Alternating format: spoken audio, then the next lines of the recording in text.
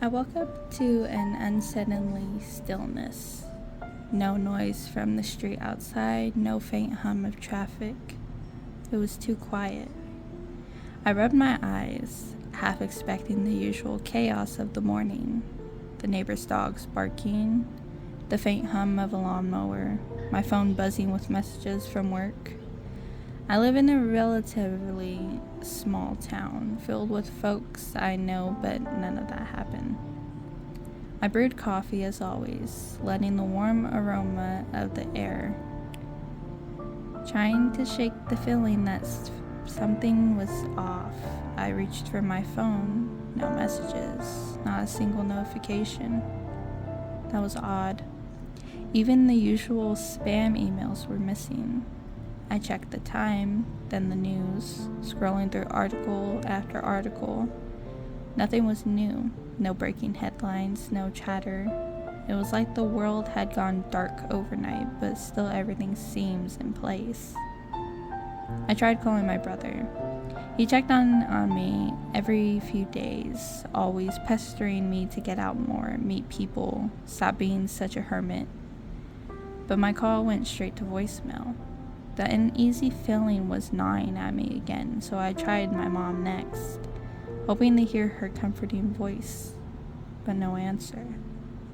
That's when I made the decision to head to her house. I didn't live with her anymore, but she'd always been my go-to when things fell off. She lived in a small neighborhood not far from where I was, just a quick drive across town. The streets were deserted as I drove, more so than usual. No kids playing, no cars passing by, not even a stray jogger. I passed houses with open doors and running cars in the driveway, but no people. It was as if they had vanished, leaving everyone behind in a rush. I made a joke to myself saying, "Did the apocalypse happen without me? Am I the only survivor?" I chuckled uneasy. When I arrived at my mom's house, it felt wrong. Her door was cracked open slightly. The TV inside was still on, but there was no sign of her.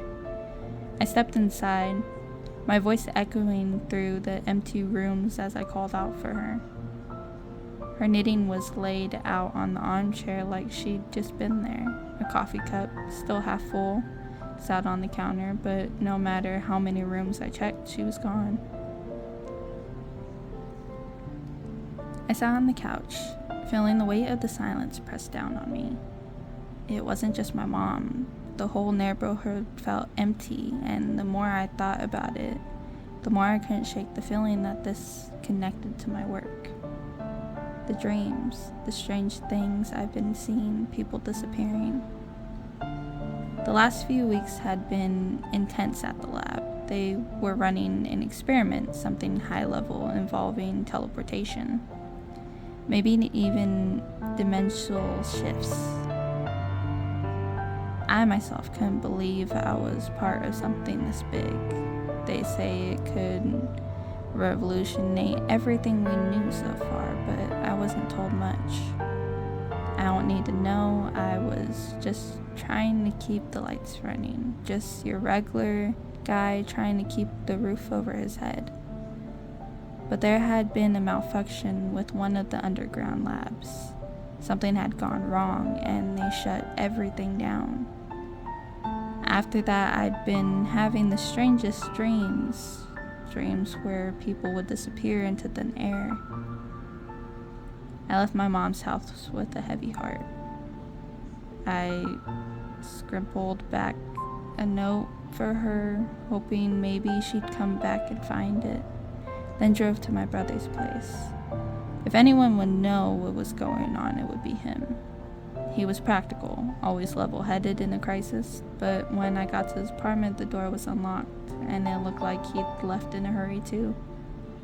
Half-eaten food, and his phone sat on the kitchen counter with my number dialed on it. Lights were still on, and his car was parked outside. He was gone, just like everyone else. I was starting to realize the truth, that this wasn't just a coincidence. The strange dreams, the experiments at work, something had happened, and I was in the middle of it. but I still didn't fully understand. Then I saw them. It was just a flicker of movement at first, something out of the corner of my eye. I pulled the car over and grabbed the binoculars I kept stashed in the glove compartment. My hands were shaking as I scanned the horizon, and then I saw them. People. Standing in the distance near the edge of a large open field. It wasn't a large crowd, maybe 5 or 6, but they were still there. My heart raced. Finally, other people. I waved, desperate for a response, but none of them waved back. They stood there, clustered together, looking around nervously. Something wasn't right.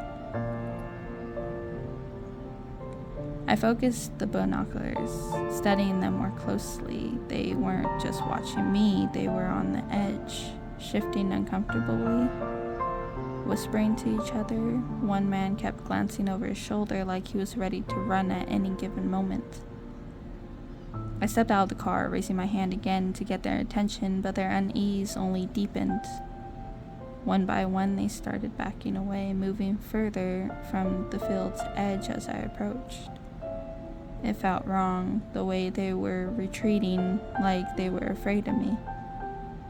I took a single step forward, and that's when it happened.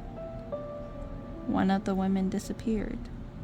She didn't run or hide, she just vanished. Right there, in front of me. The space where she stood was suddenly empty. The others saw it too, and their panic spread. In a moment of confusion, I stepped closer again while my hands still in the air. Then it happened again. One of them vanished.